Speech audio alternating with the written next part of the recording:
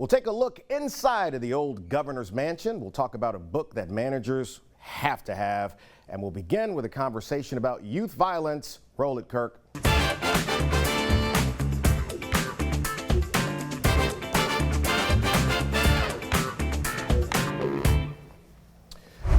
The week started pretty crazy with a conversation at one of the Breck Parks about youth violence and the swimming pool there. I was a part of the press conference on Tuesday morning, and I wanted to start with a conversation about what's happening with our young people. Aishala Burgess is formerly with the district attorney's office, now with Mayor President Sid Edwards' office, and most immediately, she was the executive director of TRUCE. And TRUCE dealt a lot with youth and families here in the parish. So before we dive into the second level of what's going on, let's talk about TRUCE. How is the organization doing now? So the organization is doing well. Our social workers are still at it, still making sure that, you know, our motto was always to keep our kids safe, free, and alive. So they're still doing that, focusing, getting ready for the school year, concentrating on, you know, those schools that we need to pay close attention to as we looked at the data from the last school year, but just keeping our kids safe, free, and alive and engaged. You know, Aishala's going to do, and there's a TRUCE website, she's going to be a part of the C-suite. Actually, we're going to record that episode after we finish today's show, and it's going to air on Monday, because I wanted a longer conversation about some of the symptoms that lead to what we see on the streets of Baton Rouge. But let's go back to this thing at Howell Park. So you and I were in a meeting yesterday talking about that, and the decision was made to keep the pool closed. Yes. What was your reaction when you heard about a couple of young men jumping the fence with handguns? Honestly, I was very disappointed. Yeah. Outside of being disappointed, I think I was hurt because I know that that pool means a lot to the community. That's right. It means a lot to the young people that just want to have fun. Right. And so to see that, you know, one person, one incident, or a couple of people can ruin an opportunity for so many individuals. And I'm not sure that those individuals that did that particular act, if they understand the repercussions or the consequences for that, because it will trickle down for other activities that we would love to bring to the community, or partnerships that we would love to bring to the community.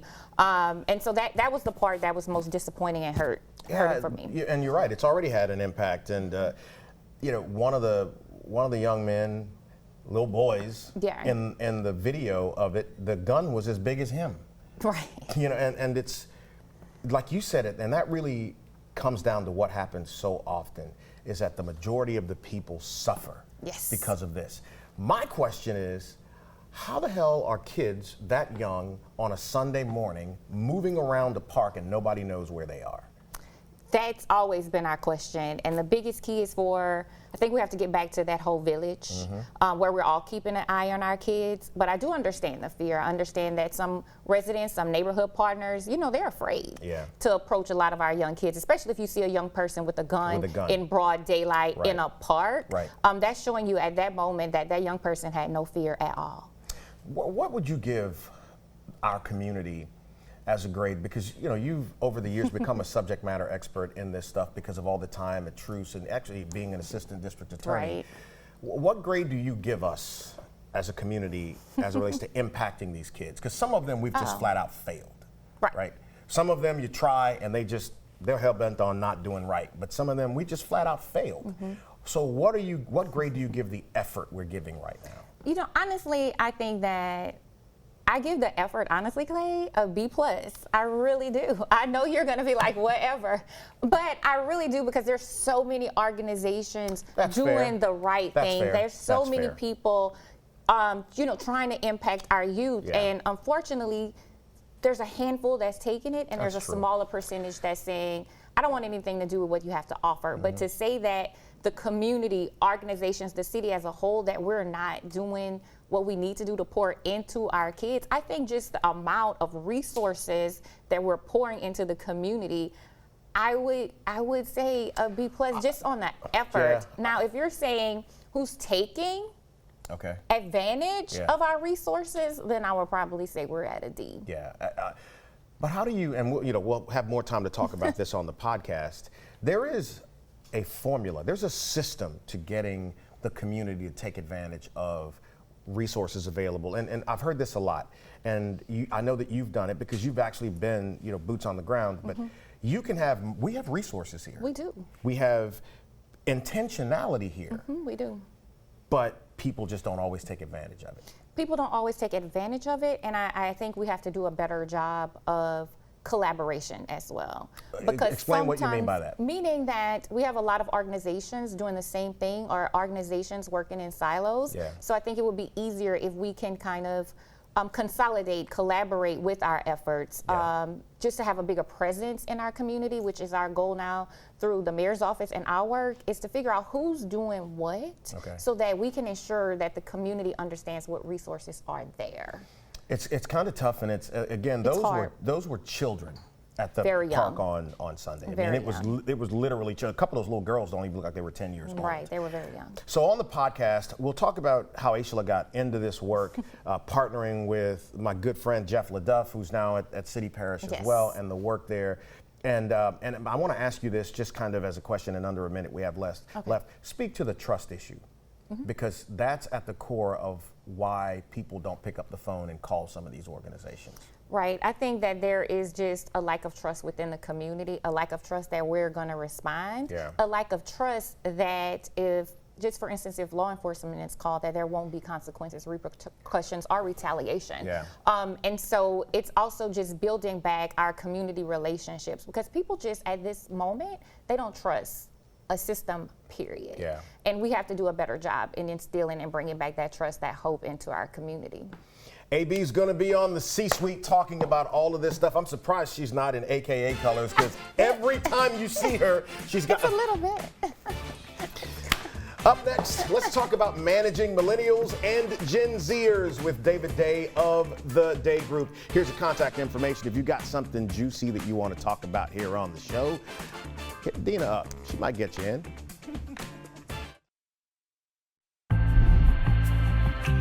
So if you're in business, either as an owner or a manager, this book will be near and dear to your heart. Speaking of near and dear, one of my dearest friends for a very long time, about 30 years, David Day here, the force behind the Day Group, is the author of The Marketing Gap. Get this, bridging the generational gap between leaders and marketing teams. But it goes deeper. This book is about managing millennials and Gen Zers. Yeah, and it's also a guide for those millennials and Gen Zers on how to manage their boss. That's right, that's old farts, right? Yeah, that's right. So let's talk about this book. What was the impetus behind writing this? So, you know, I've been in the marketing business for a long time, 30-something years. I've owned the Day Group now 30 years this year, and I've built a lot of marketing teams, built my own, worked for others, helped hire, train teams.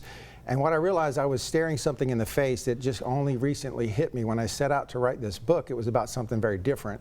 And then I just realized, wow, there's this huge gap between these humble, hungry, smart, Patrick Ancioni, credit, humble, hungry, smart Gen Z kids. I say kids, they're young adults, they're graduating from college or whatever, and they're getting these jobs, and they're being hired by Gen Xers and sometimes even boomers.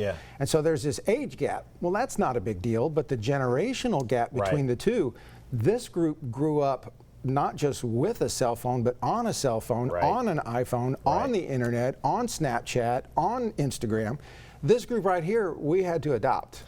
Man, and so the gap is wide. Phones as big as microwaves carrying around those big back Remember the back phones? That was like $15 a minute to use it. Yeah, but you're so right. So talk about the community. And listen, and David is going to be on the podcast. Actually, we're doing this interview today, but next week we're going to sit upstairs to do the C-suite, and we're going to have a longer conversation. So don't be dismayed at the segment today. We're going to have a lot longer to talk about this. We just wanted to whet your appetite. But let's talk about the communication gap from both perspectives. Yeah, so you've been in conversations, I'm sure, where somebody will refer to a young professional, let's say, you know, somewhere under 30 years old. I mean, I think Gen Z officially is like 28, 29 years old and down right now. So you've been in these conversations. They're such snowflakes. They're so entitled, right? Well, it's my favorite group of people. I mean, really? I love it is. I love my millennial friends. I love my boomer parents. I love all that. But I just adore this generation. Do you? Because they are so passionate and so creative and so really kind of misunderstood. Are there some snowflakes? Absolutely. Are they entitled? Sure. So am I in a lot of ways. But the way that I see it is they have something to offer our business community that we're sometimes blind to because we can't get over our bias. So I will agree with you on that. And I will also say that they don't understand the value of what they could bring to our businesses often. Somebody ought to write a book about that. So you just, I know a you guy. just defined, Right? I know you just a guy. defined it. And that's the thing. There is. Both of us have been doing this a very long time. Yeah. And there is some of the information on David's book on the screen. There is a level of understanding on social media and the cultural impact of social media. Let's face it, you and I are never going to get it. Right. We can go through as much continuing education on it. We can go to conferences. It's just antithetical to what we know. Yeah. As you say, they were raised in it. Yeah. So I really lean into them to make me understand, like, why is TikTok the thing that it is? Yeah, we have to trust their instinct, their natural instinct, whereas, for us, we don't have that natural instinct. There's a chapter in the book called Batman and Bane, The Rise of the Dark Knight. Yes. This is so good. I almost don't want you to tell it here because I want to save it for the podcast. Okay. No, let's not do that. I want y'all to have to come back to the C-suite. But it is so good. So if you've seen the movie, The Rise of the Dark Knight, there's a scene in there where the first hand-to-hand combat between Batman and Bane, Batman's getting his butt kicked, right? And so he uses an electromagnetic pulse to shut out the lights and create darkness. And Bane says something like, "Oh, you think darkness is your ally? Yeah. Well, you just adopted the darkness. I was born in it." That's right. So that's Gen Z. Yeah. You and I adopted digital technology. They were born in it. They have a distinct advantage when coming into the workforce. The problem is, people like me, I'm a last year boomer, first year Gen X or whatever you want to call it, but I'm going to hire these young kids, and I call them kids not to be pejorative, but they're kids to me. But I hire these young people, and then I say, "Hey, I'm going to pay you $3,000, $4,000 a month. Now go make me famous and do all your digital stuff." And they're like, "Okay, I can make a great post. I'm really good with Figma and Canva and Adobe Creative Suite, but what do we do here? What's the mission? What are we trying to accomplish? How can I actually contribute in a meaningful way?" Nobody's having that conversation with me. So I know somebody that says that stuff all the time. There may or may not have been a conversation like that yesterday at this office on Highland Road. All right, so look, we got less than a minute. David's going to do a longer discussion on the C-suite next week. Yeah. And how much time do I have, Alyssa? 30 seconds, quickly in 30 seconds, because you're a broadcaster guy. Yeah. The impact of people understanding "do it because I said so" no longer works. Because they're not connected with the mission. When I talked to a guy who's in the National Guard, he trains young soldiers come in, and he's in his 50s, and he said, "I used to tell people what to do, and they said, 'Yes, sir,' or 'Yes, sergeant,' or whatever. Now they say, 'Why?' And so we have to explain, help them to understand and get their buy-in on our mission, and then they will be our best ally." This is so good. I cannot wait to talk about this. There it is on the screen, The Marketing Gap. If you are in business, either as a manager or an owner, it is a must to get this book. But don't worry about it. We're going to talk more on the podcast next week with Mr. Day about The Marketing Gap. And so can I keep this book too? I got one that you already gave me. Gosh, you are killing me. Yes, of course, absolutely. Actually, I promised that to Jalen out front, so I'll have to get you another one. You know what? Now, Jalen. Listen, all right, here's where you can catch the show. See how that works? Drop it on the app on Fridays and airing Friday nights and replaying on Saturday. Back in just a moment. So if you haven't had the opportunity to visit the old governor's mansion, you really need to do that. Dr. Sinella Aghasi is the executive director there, good friend of mine, fellow member of the Law Enforcement and Criminal Justice Foundation board. Let's talk about the governor's mansion. I had never done a tour like the one I did a couple months ago after our board meeting. It's a fascinating piece of Louisiana history. Let's talk about that. It is, Clay. Thank you for saying that. Old Governor's Mansion is a beautiful landmark of the history. It has been a former executive home, and so many people have had some of the greatest memory of their lives, whether they have been wedded or they have had ceremonies there. But a lot of people don't know that we are a house museum, while we have been having so many visitors from out of state and out of countries. We rarely see as many Louisiana residents, and we want to break that rule and make sure sure that everyone knows it is an open house and they are very, very much welcome in. We are under Secretary of State, and that allows us to offer admission free of charge, so they can come in and participate in different programs, and we would love to have them. It's so great. So in the museum, you have artifacts from former governors. Jimmy Davis's boots are in there, and I think one of his saddles is in there. There's a sunroof on one of the second floors. It's closed in now. That used to be open, but and y'all closed it in, right? It is open. The solarium, the sunroom, yes. And it's so great. So you know, walking through it. Let's talk about some of the cool pieces of history in the building. Absolutely. My favorite one is the secret staircase. Yes. Huey Long, for those of you who know and are familiar with him, he has a lot of secret places in the town, and I think we have one of the most fascinating one, taking him from his office or the library to his bedroom directly. But we are showcasing 9 different governors who lived there before the new governor's mansion was built. So we have artifacts on all those 9, some who lived there longer, like Errol Long or Huey Long, who built it, and some were there for a shorter period of time. But we are displaying them all, and just as you suggested, solarium, sunroom, they were places that initially they were closed off, they were open, and now they are closed off. So there have been always preservation and a lot of changes that have been made during the years to make sure that we are keeping up with this beautiful place. What's happening on August 3rd? August 3rd, it's our Free Fair Sunday. This is a very popular museum initiative. Many of the downtown museums take place in it. We open the place free of charge, as always, to people, but especially our hours are going to allow for our Baton Rouge locals to take part in it. But this coming August 3rd, Free Fair Sunday, it is about reading at the mansion. We are partnering with our wonderful community gem, the East Baton Rouge Parish Library, for 4 different sessions for kids, all the way from toddlers to mainly elementary school children. There will be reading, there will be activities, but it's not for children. The mansion is always open for everyone to come in. We will have a lot of docents who are very willing and interested to share the stories that we have with people who walk in. It's so amazing. You probably have Alyssa and Heidi out there when they do that next weekend. She's just said absolutely. You know, I think there's so much history about our governors that you don't realize. Like one of your folks was taking me and a couple guys through there talking about the rooms. Like we learned about the private staircase. Like he said, if he's at a cocktail party and he wants to get away, he just duck, and it's right in plain sight, right there. What's the most fascinating thing you've seen there since being the executive director?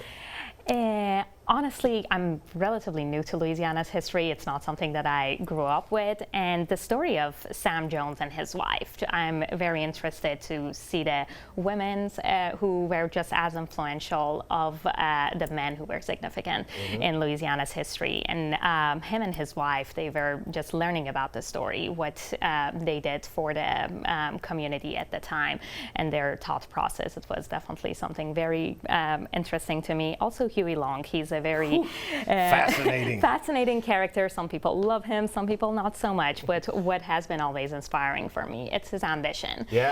What he has done, always planning ahead. So there's nothing boring about Louisiana history, for sure. It's all fascinating. Listen, if you get an opportunity, let's take the opportunity. Go see a part of your own history at the Louisiana Governor's Mansion, the old Louisiana's Governor's Mansion. Dr. Aghasi will be back in the next few weeks to talk with me about this project we're working on in Howell Park. She's been essential to that, but there you go. And look, the C-Suite right now has an episode filmed at Stabs. It was fantastic. Next week, as I talked about earlier, a conversation with Aishala Burgess, and then David Day will be after that. That's the place to be. Y'all get that app. Well, seeing as how it's fresh as hot biscuits, or hot as fresh biscuits outside right now, you might want a smoothie.